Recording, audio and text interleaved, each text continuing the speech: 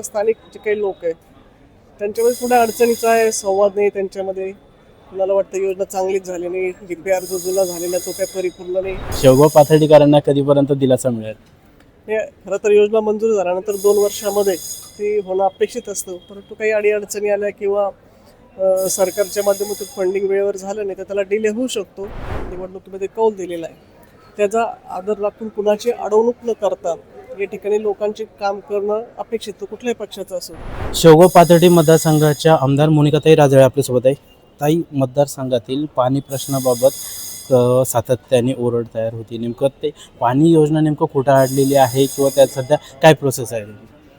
शेवगाव पाथर्डीची पाणी योजना जवळपास 70 ते 80% पूर्ण झालेली आहे. मी शेवगावचे पाणी योजनेचं काम थोडंसं धीम्या गतीने चालू आहे. जवळपास 15 ते 20 दिवसांनी शेवगाव शहराला पाणी येतं किंवा त्यापेक्षा जास्त कालावधी कधी कधी होतो. जी जुनी पाईपलाईन आहे ती 96 पासूनची आहे. मागच्या वेळेस आदरणीय मुख्यमंत्री देवेंद्र फडणवीस साहेबांनी ती मंजूर केली. बऱ्याचशा मध्ये त्याला अनेक अडचणी आल्या, अडचणीवर मात करून ती सुरू झाली.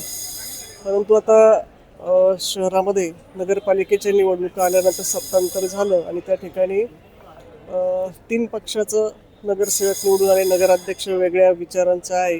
त्यांनी पहिल्याच मीटिंगमध्ये ठराव घेऊन ते PMC एजन्सी ती बदलली आणि त्यामध्ये त्रुटी असं काहीतरी दाखवून केलं. त्याच्यामुळे त्यातला थोडासा विसंवाद असल्यामुळं काम थोडंसं ठेकेदार हळूहळू करतोय त्या ठिकाणी. त्याच्यामुळे प्रचंड असा लोकांना त्रास या पाणी पुरवठ्याच्या बाबतीत होतोय आणि विशेषतः म्हणजे अजून त्याच्या काही परवानग्या ज्या आहेत हेडवर्कला पाहिजे एन्व्हायरमेंटच्या, ते अजून परवानग्या मिळालेले आहेत. त्यामुळे हेडवर्कचे काम अपूर्ण राहिलेले. आता महायुतीची सत्ता आहे, नगरविकास खात्याकडं जो पाणी प्रश्नाचा जो प्रश्न आहे तर याबाबत तुम्ही एकनाथ शिंदेंची भेट घेणार का? कारण ज्या नागरिकांचा जिव्हाळ्याचा प्रश्न आहे त्यांना मोठा सामना करावा लागतोय या गोष्टीसाठी, तर याबाबत तुम्ही एकनाथ शिंदेंशी चर्चा करणार का? आणि आता मंत्री महोदयांनी एकनाथ शिंदे साहेबांनी योजना मंजूर करून दिली, त्यासाठी निधी पण टप्प्याटप्प्याने येतोय. परंतु स्थानिक ठिकाणी तिथं नगरसेवक असेल, नगराध्यक्ष असेल किंवा स्थानिक जे काही लोक आहेत त्यांच्यामध्ये थोड्या अडचणीचा आहे, संवाद नाही त्यांच्यामध्ये. कुणाला वाटतं योजना चांगलीच झाली नाही, DPR जो जुना झालेला तो काय परिपूर्ण नाही. परंतु पूर्वी पण मी सांगितलं होतं की जो भाग वंचित राहिले उपनगरं त्याच्यासाठी जवळपास 55 ते 60 किलोमीटर किंवा त्यापेक्षा जास्त जो सर्वे झालेला आहे. तर नवीन पाईपलाईनच्यासाठी TS साठी तो गेलेला आहे. पण सध्या जे आहे तेच काम पूर्ण नाही आहे. त्यामुळे जो काही राहिलेला भाग आहे तर त्याचे आता TS वगैरे झाले, त्याचा पाठपुरावा चालू आहे.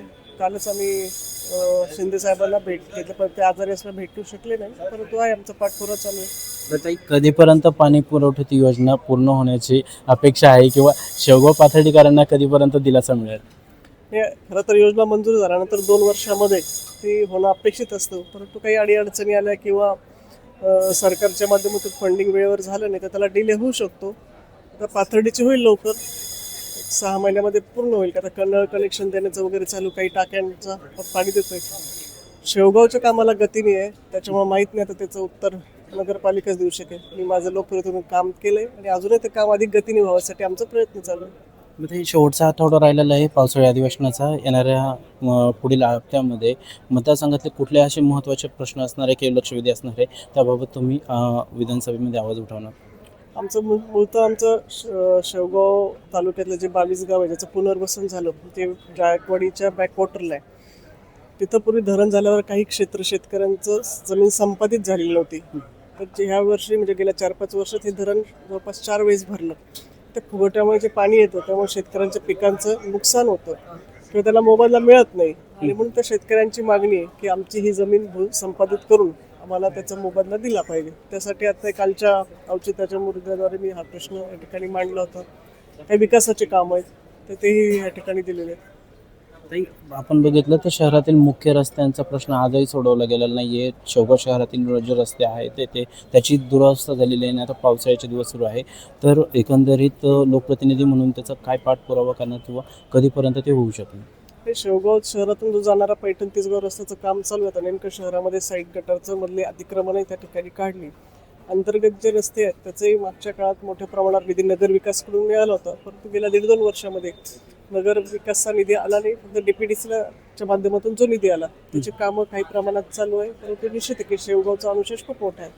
ताई, पक्षांतर्गत असलेले ही धुसफूस आता महायुती घटक पक्षातलेच शिवसेनेचे जे पूर्वी तुमच्यासोबत भाजपमध्ये असलेले अरुण मुंडे असतील ते आज शिवसेनेत आहेत. मात्र हे पक्षांतर्गत असलेली हा वाद या कुठेतरी नागरिकांचे प्रश्न प्रलंबित ठेवतो असं वाटतंय का?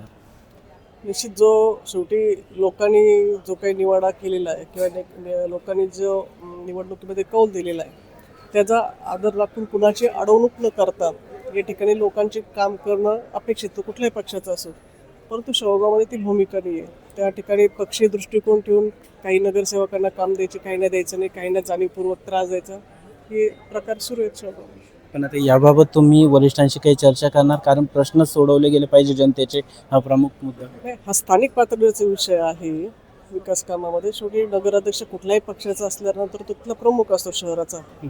त्यांनी सगळ्यांना समान न्याय देणं अपेक्षित असतं, समान निधीचं वितरण करणं किंवा काय. आता मागच्या 4 वर्षामध्ये सत्ता नव्हती, प्रशासक होता, त्यास आम्ही संपूर्ण शहराच्या दृष्टीने जे महत्त्वाचं आहे तिथं कधी बघितलं नाही की तो वॉर्ड कुठल्या पक्षाचा आहे, की तिथं माझी नगरसेवक कोण आहे, कुठल्या पक्षाचा तिथं काम करतो नगरसेवक, हे न बघता शहराच्या दृष्टीने काही रस्ते वगैरे आम्ही 4 वर्षात दिले होते. परंतु आता ते सातत्यानं जिथं भाजपचं आहे त्यांना डावलून त्या ठिकाणी निधीचं वाटप केलं जातं. ते शेवटचा प्रश्न घेतो. अनेक ठिकाणी अद्यापही मतदारसंघामध्ये पावसाने दडी मारलेली आहेत, बळीराजा संकटात आहेत, तर शेतकऱ्यांच्या प्रश्नाच्या अनुषंगाने तुम्ही एखादी लक्षवेधी मांडणार का? हे निश्चित आहे की लक्षवेधी मांडलेली आहे, कारण की मागच्या वेळेस मेमध्येच आमच्याकडे अतिवृष्टी झाली होती. आमचे रस्ते, पूल, बंधारे सगळे वाहून गेले होते, बाजार तलाव वाहून गेले होते. त्याच्या दुरुस्तीसाठी सातत्याने आमचा प्रयत्न सरकारकडे चालू आहे की निधी मिळावा. आणि ह्या वर्षी दुर्दैवानं पाऊस कमी सांगितलेला आहे. आताशी कुठेतरी मागच्या आठवड्यात पावसाची सुरुवात झाली, पण तो काही पुरेसा पाऊस नाही. तेव्हा निश्चित आहे की आमच्या पुढं आणि शेतकऱ्यांपुढं मोठं संकट आहे की दुष्काळ पडू नये, हीच आता खरं तर प्रार्थना आहे. धन्यवाद ताई. Pravin Surse, let's up Marathi, Mumbai.